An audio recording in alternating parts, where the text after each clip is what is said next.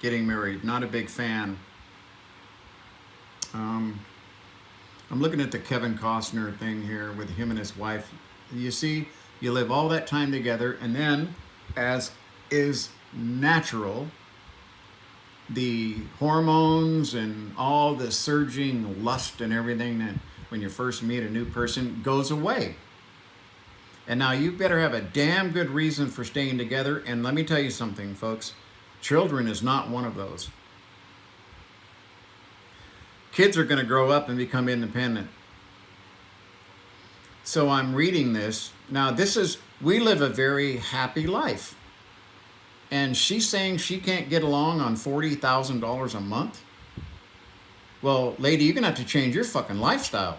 If you've decided to not be married to Kevin Costner any longer, well, then you must have made plans. You must have had, oh, well, my plan is to contest the agreement I signed. This is why people like Kevin Costner have to have agreements before they get married. Because this is what happens. You're naive if you think anything other than this is going to happen. People don't separate amicably, okay? If you get married because you're in love, you've made a mistake. If you get married because you got your girlfriend pregnant, you made a mistake. It only makes things worse. Now, the reason that me and my wife got married wasn't that we didn't love each other enough to get married, or we loved each other more than enough to get married, or we loved each other so much we couldn't not be married. Love had nothing to fucking do with it. We were quite happy unmarried. You see, I married Katie not because she's the best wife a guy could have, not because she takes care of me like I'm a king. I am the luckiest guy in the world. That's not why we got married. We got married because healthcare costs are so fucking expensive. Just her heart surgery alone would have put her in debt for the rest of her life. So we got married for practical reasons. See? Her medical care right now, as the wife of a veteran, is better, folks. Better than my health care.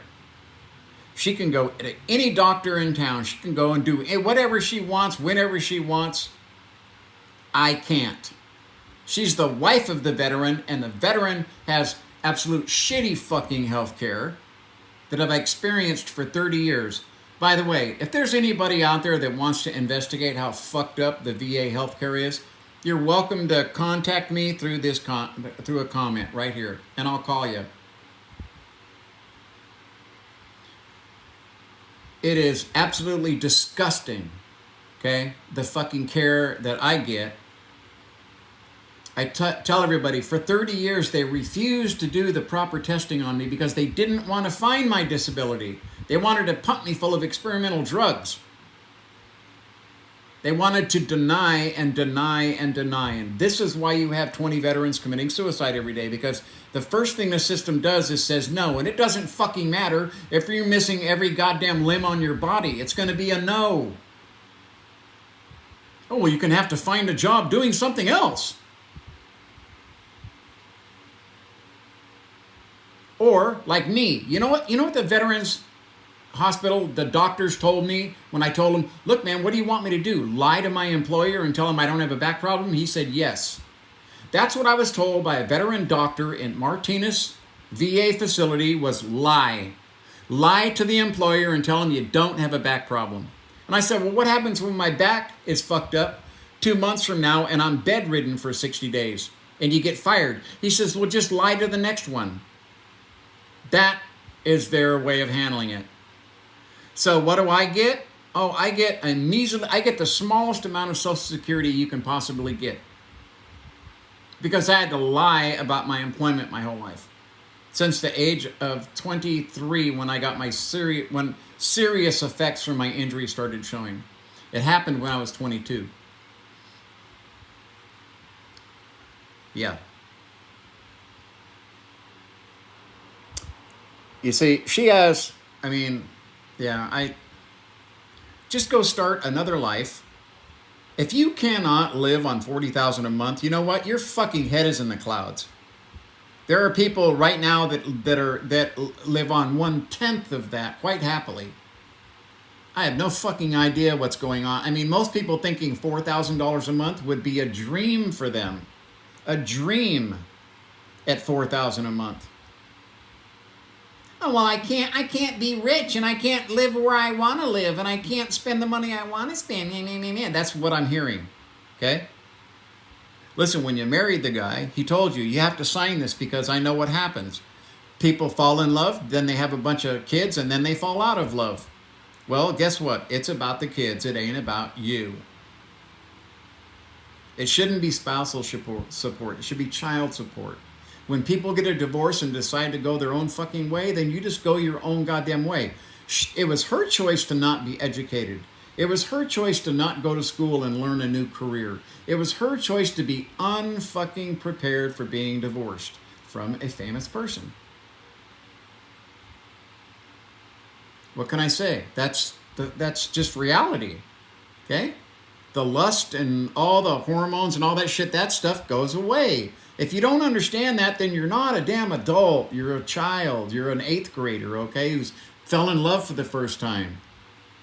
That shit goes away. And now you need something practical that holds your marriage together, okay? Like mutual support, helping each other be a better person. That's the number one reason for getting married. If your husband doesn't make your wife better, or your wife doesn't make the husband better, and we're not talking about changing people, we're talking about helping people become the best person they can, then there's no reason to get married. Because caring about that person is not going to end. Caring about that person's well-being and their future is not going to end. So, yeah, it's the healthcare thing, that's about it here. I think he cut off her credit card because of some stuff that was going on. And that's what kind of started I think that's kind of what started the, oh yeah, well, screw you kind of thing. Is now you're saying, I no longer respect you. I now respect what I can get from you, your money, I need your support, I need your, she had every opportunity, as far as I'm concerned, to create a life of her own. She chose not to do that because it was easy. She didn't have to. She didn't have to prepare for this day. She didn't have to prepare for living on $40,000+ a month. That was the agreed upon term. That was the agreed upon term and the prenup that she signed. If you can't live on $40,000 a month, I'm telling you right now, you have a very serious social problem.